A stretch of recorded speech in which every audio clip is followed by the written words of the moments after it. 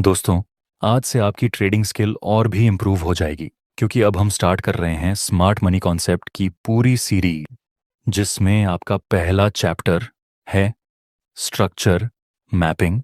दोस्तों, आप ट्रेडिंग में कितना आगे बढ़ेंगे ये डिसाइड करेगा कि आप कितनी एक्यूरेट तरीके से स्ट्रक्चर को मैप कर रहे हैं। क्योंकि आप कोई भी कॉन्सेप्ट उठा लीजिए, उसमें अगर आपका स्ट्रक्चर मैपिंग ही गलत है, आपकी डायरेक्शन ही गलत है, तो फिर किसी भी कॉन्सेप्ट से आप प्रॉफिट नहीं बना पाएंगे। इसीलिए इस वीडियो को पूरा देखना, बिना स्किप किए, क्योंकि अगर आपने कोई पार्ट मिस किया तो हो सकता है कि आप गलत तरीके से स्ट्रक्चर को मैप कर लो। स्ट्रक्चर मैपिंग क्या होती है? तो दोस्तों, जैसे हम प्राइस एक्शन में अप ट्रेंड के दौरान हायर हाई और हायर लो बनाते थे और डाउन ट्रेंड के दौरान लोअर लो और लोअर हाई बनाते थे, बस उसी तरह से हम स्मार्ट मनी कॉन्सेप्ट में स्ट्रक्चर मैपिंग करेंगे। लेकिन इन दोनों के बीच में फर्क क्या है? प्राइस एक्शन में हम जो ट्रेंड को आइडेंटिफाई करते थे, वे और स्मार्ट मनी के कॉन्सेप्ट के स्ट्रक्चर मैपिंग में फर्क क्या है? तो प्राइस एक्शन का जो ट्रेंड आइडेंटिफिकेशन का कॉन्सेप्ट था, वह काम करता है, लेकिन उसकी एक्यूरेसी थोड़ी सी कम होती है।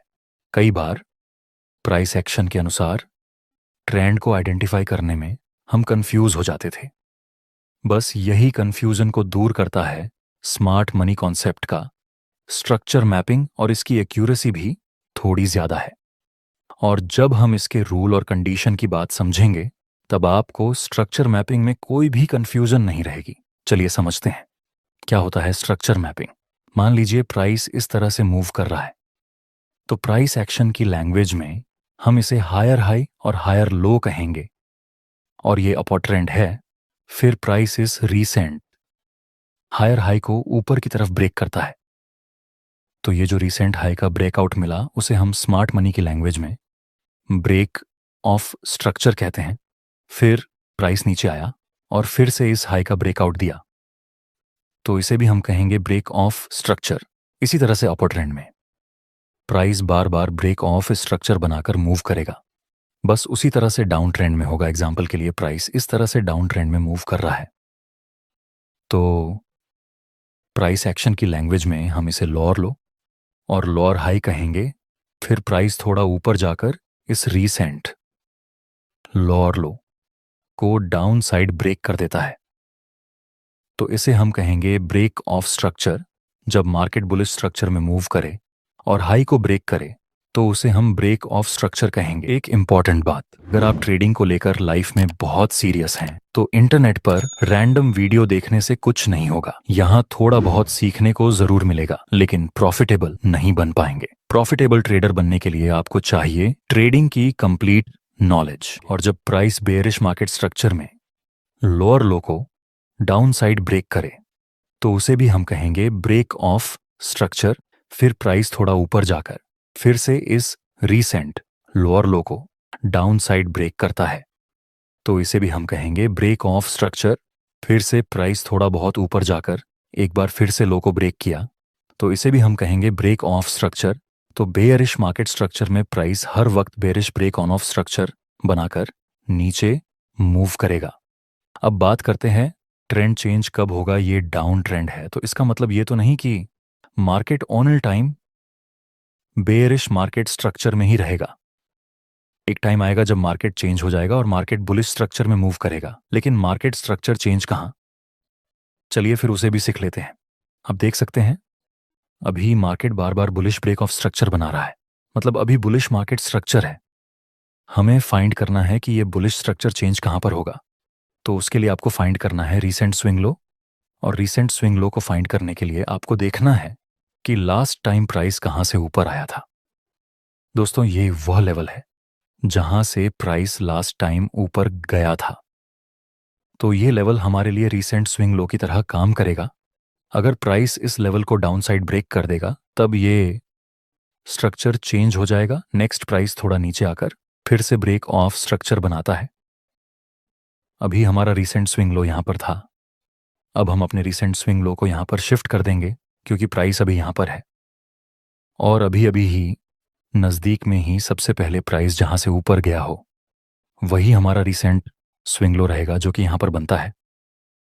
तो सिंपली हम इस स्विंग लो को यहाँ पर शिफ्ट कर देंगे। अब अगर प्राइस इस स्विंग लो को ब्रेक करेगा तो ये स्ट्रक्चर चेंज हो जाएगा। आगे प्राइस ने इस स्विंग लो को डाउन साइड ब्रेक कर दिया। अब इसे हम कहेंगे चेंज ऑफ कैरेक्टर। आप इसे चौक भी बोल सकते हैं। नेक्स्ट प्राइस थोड़ा ऊपर जाकर इस लो को ब्रेक करता है, तो इसे हम कहेंगे ब्रेक ऑफ स्ट्रक्चर। आपको याद रखना है कि चेंज ऑफ कैरेक्टर तभी होगा जब मार्केट का स्ट्रक्चर शिफ्ट होगा, और ब्रेक ऑफ स्ट्रक्चर तब होगा जब प्राइस अपने रीसेंट हाई या फिर अपने रीसेंट लो को ब्रेक करेगा। जनरली ब्रेक ऑफ स्ट्रक्चर बार बार देखने को मिलते हैं और चेंज ऑफ कैरेक्टर बहुत कम टाइम देखने को मिलते हैं। नेक्स्ट प्राइस ऊपर जाकर फिर से इस लो को ब्रेक कर देता है, तो इसे भी हम कहेंगे ब्रेक ऑफ स्ट्रक्चर। फिर से प्राइस ने यही सिलसिला दोहराया, और सबको पता है कि यह बेयरिश मार्केट स्ट्रक्चर चल रहा है। लेकिन बेयरिश मार्केट स्ट्रक्चर भी ऑल टाइम नहीं चलेगा। एक टाइम आएगा जब यह बेयरिश मार्केट स्ट्रक्चर भी चेंज हो जाएगा, तो यहां भी हमें रीसेंट स्विंग हाई को फाइंड करना है। आप बताइए, प्राइस अभी अभी कहां से नीचे आया था? आंसर है प्राइस अभी अभी यहां से नीचे आया था, तो ये हमारा रीसेंट स्विंग हाई है। अगर प्राइस इसको ब्रेक कर देगा तो यह बेयरिश मार्केट स्ट्रक्चर फिर से बुलिश मार्केट स्ट्रक्चर में शिफ्ट हो जाएगा। नेक्स्ट ऐसा हुआ तो अब हम इसे ब्रेक ऑफ स्ट्रक्चर नहीं बोलेंगे, अब हम इसे कहेंगे चेंज ऑन ऑफ कैरेक्टर, क्योंकि मार्केट का पूरा स्ट्रक्चर ही चेंज हो चुका है। अगर आपके सामने यहां तक का ही चार्ट होता तो हमारा रीसेंट स्विंग हाई यहां पर बनता है। अगर प्राइस इस हाई को ब्रेक करता तो हम यहीं से बोल सकते थे कि यहां पर चेंज ऑफ कैरेक्टर हो चुका है। अब तक शायद आपको यह सब बहुत ही आसान लग रहा होगा, लेकिन दोस्तों ये इतना आसान नहीं है असली कॉन्सेप्ट। तो अब शुरू हो रहा है। मान लीजिए अभी प्राइस बार बार ब्रेक ऑफ स्ट्रक्चर बनाकर बुलिश मार्केट स्ट्रक्चर में मूव कर रहा है। नेक्स्ट फिर से प्राइस पुल बैक लेके थोड़ा ऊपर जाता है। अब आप देखेंगे कि लास्ट टाइम प्राइस यहां से ऊपर गया था, तो ये हमारा रीसेंट स्विंग है। नेक्स्ट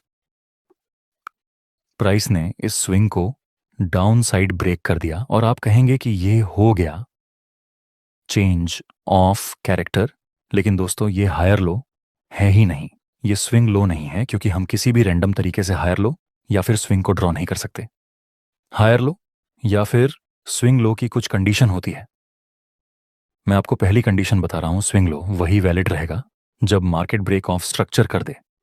अभी के लिए यहां पर लास्ट टाइम प्राइस यहां से ऊपर गया था, तो ये हमारा रीसेंट स्विंग लो है, और प्राइस ने अपने रीसेंट हायर हाई को भी ब्रेक कर दिया। मतलब यहां पर ब्रेक ऑफ स्ट्रक्चर हो चुका है। और इस एग्जाम्पल में देखिए, यहां से प्राइस अभी अभी ऊपर गया तो था, लेकिन इसको हम हायर लो या फिर रीसेंट स्विंग लो नहीं बोल सकते, क्योंकि अभी तक मार्केट ने अपने रीसेंट हायर हाई को ब्रेक नहीं किया, मतलब अभी ब्रेक ऑफ स्ट्रक्चर नहीं हुआ। ऐसे केस में हमारा हायर लो वही रहेगा जिसमें last time break on of structure हो चुका है। यहां पर देखिए, यहां पर ब्रेक ऑन एफ स्ट्रक्चर हो चुका है और यहां से प्राइस ऊपर गया था, तो ये हमारा हायर लो है। अगर प्राइस इसको ब्रेक करेगा तब हम बोल सकते हैं कि अब ये ट्रेंड चेंज हो चुका है या मार्केट स्ट्रक्चर चेंज हो गया है। दूसरी कंडीशन समझते हैं। मान लीजिए दोस्तों, मार्केट अभी बुलिश ब्रेक ऑफ स्ट्रक्चर बना रहा है, मतलब अभी मार्केट का स्ट्रक्चर बुलिश है, फिर एक पुल बैक मिला और यहां पर ब्रेक ऑफ स्ट्रक्चर भी हो गया।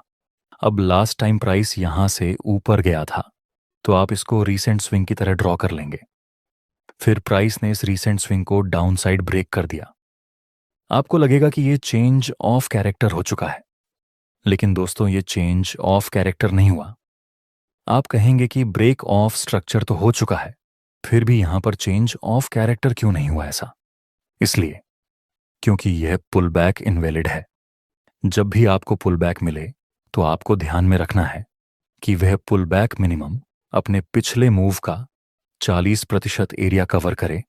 हम इस लेवल से इस लेवल तक फिबोनाची को अप्लाई करेंगे, तो हमें साफ दिख रहा है कि यह पुल बैक 40% एरिया का नहीं है, तो हमें वेट करना है कि मार्केट अपनी पिछली रेंज का एट लिस्ट मिनिमम 40% एरिया तो कवर करे। अभी तो आपको लगेगा कि यहां मार्केट ने चेंज ऑफ कैरेक्टर कर दिया और यहां से बेरिश मार्केट स्ट्रक्चर स्टार्ट हो चुका है।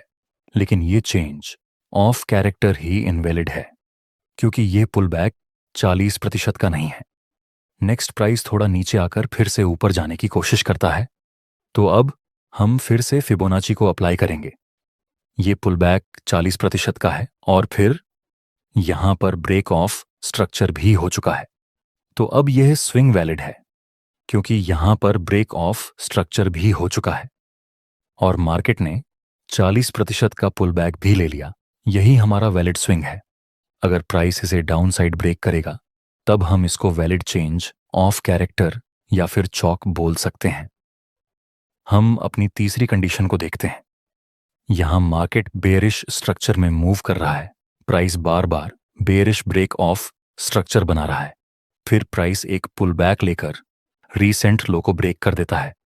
मतलब यहां पर ब्रेक ऑफ स्ट्रक्चर हो चुका है। हमारी पहली कंडीशन यहां फुलफिल हो गई। दूसरी कंडीशन हम देखें तो ये पुल बैक ने अपने 40% एरिया को भी कवर कर लिया है। आपको लगेगा कि यह वैलिड स्विंग है। नेक्स्ट प्राइस ने इस स्विंग को ऊपर की तरफ ब्रेक भी कर दिया, लेकिन दोस्तों अभी भी ये वैलिड स्विंग नहीं है। आप कहेंगे कि ब्रेक ऑफ स्ट्रक्चर हो चुका है, पुल बैक ने 40% एरिया को कवर भी कर लिया है, फिर भी ये वैलिड स्विंग क्यों नहीं है? क्योंकि ये ब्रेक ऑफ स्ट्रक्चर मिला, वह इनवैलिड है। ऐसा क्यों? क्योंकि यहां जो ब्रेक ऑफ स्ट्रक्चर मिला है वहां प्राइस ने वीक से ब्रेक ऑफ स्ट्रक्चर किया है, तो ऐसा ब्रेक ऑफ स्ट्रक्चर इनवैलिड रहेगा। जब भी ब्रेक ऑफ स्ट्रक्चर हो तो हमारे लिए जरूरी रहेगा कि वहां पर प्राइस बॉडी से ब्रेक ऑफ स्ट्रक्चर करे ना कि वीक से। इस चार्ट को देखिए, प्राइस ने प्रॉपर बॉडी से ब्रेक ऑफ स्ट्रक्चर बनाया और फिर चेंज ऑफ कैरेक्टर कर दिया। तो ये चेंज ऑफ कैरेक्टर वैलिड है, क्योंकि यहां हमारी तीनों कंडीशन फुलफिल हो रही है। वो ब्रेक ऑन ऑफ स्ट्रक्चर भी वैलिड है। प्राइस ने 40% एरिया को कवर भी कर लिया और बाद में वैलिड चेंज ऑफ कैरेक्टर भी कर दिया। लेकिन यह चेंज ऑफ कैरेक्टर वैलिड नहीं है, क्योंकि प्राइस ने ब्रेक ऑफ स्ट्रक्चर ही वीक बनाकर किया। ऐसे केस में हो सकता है कि प्राइस एक ट्रैप बनाकर फिर से नीचे गिरे। दोस्तों, अब आपने मार्केट के स्ट्रक्चर को मैप करना सीख लिया। चलिए अब हम एक रियल चार्ट में इसको देखते हैं कि स्ट्रक्चर मैपिंग कैसे करनी है। यहां मार्केट थोड़ा ऊपर जाकर नीचे गिरा और फिर इस हाई को ब्रेक कर दिया। मतलब यहां ब्रेक ऑफ पे स्ट्रक्चर हो चुका है और यह पुल बैक वैलिड भी है, सो हम यहां पर अपना रीसेंट स्विंग ड्रॉ कर लेंगे। अगर प्राइस इसको ब्रेक करेगा डाउन साइड तो यहां से मार्केट बेयरिश स्ट्रक्चर में चेंज हो जाएगा। नेक्स्ट प्राइस फिर से एक पुल बैक लेता है। अब हमें देखना है कि क्या यह पुल बैक वैलिड है या फिर नहीं। इसके लिए हम फिबोनाची को अप्लाई करेंगे। तो दोस्तों, यह पुल बैक वैलिड है, सो हम यहां पर इस हायर हाई को भी वैलिड कहेंगे। अब अगर यहां ब्रेक ऑफ स्ट्रक्चर होगा तो हम इस स्विंग को यहां पर शिफ्ट कर देंगे। नेक्स्ट एक ब्रेक ऑफ स्ट्रक्चर मिला भी, तो अब हम अपने स्विंग को यहां पर शिफ्ट कर देंगे। अगर प्राइस यहां से इस स्विंग को ब्रेक करेगा तो हम कहेंगे कि यहां पर मार्केट का स्ट्रक्चर शिफ्ट हो चुका है। फिर से प्राइस ने एक पुल बैक ले लिया। अगर यह पुल बैक 40% का होगा तो यह हायर हाई वैलिड बना रहेगा। दोस्तों, यह पुल बैक 40% से ज्यादा का है, मतलब यह वैलिड है। नेक्स्ट प्राइस ने ब्रेक ऑफ स्ट्रक्चर बना दिया और वह भी बॉडी से, तो अब हम यह रीसेंट स्विंग को यहां पर शिफ्ट करेंगे। जब तक प्राइस इस स्विंग को डाउन साइड ब्रेक नहीं करेगा तब तक हमारा मार्केट स्ट्रक्चर शिफ्ट नहीं होगा। नेक्स्ट एक पावरफुल ब्रेक ऑफ स्ट्रक्चर के साथ मार्केट ने काफी बड़ा मूवमेंट दे दिया। फिर से प्राइस एक बड़ा पुल बैक लेता है, लेकिन अभी तक हमारा रीसेंट स्विंग ब्रेक नहीं हुआ। मतलब आगे से बुलिश स्ट्रक्चर कंटिन्यू रहेगा।